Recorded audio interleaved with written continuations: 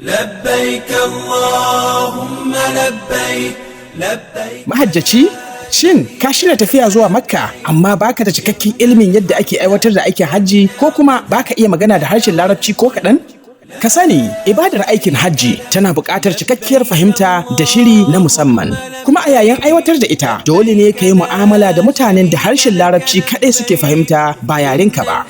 Wannan matsala ta daɗe tana jefa mahajjatanmu cikin tsaiko, ruɗani, damuwa, damfara har ma da rashin tabbas a wurare masu matuƙar muhimmanci kamar wuraren ibada, filin jirgi, masauki, kasuwanni, asibitoci da sauran muhimman wuraren mu'amala.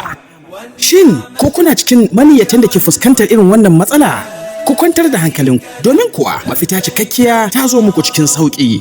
Shahararrar makarantar nan mai suna NAUFAL International Academy Sokoto ta shirya muku karatu na musamman wanda za a gudanar a online domin a karantar da mahajjata yadda ake gudanar da aikin hajji da abubuwan da ka iya ɓata musu ibada, haɗi da koyar da su yadda za su yi magana da Larabawa da harshen Larabci.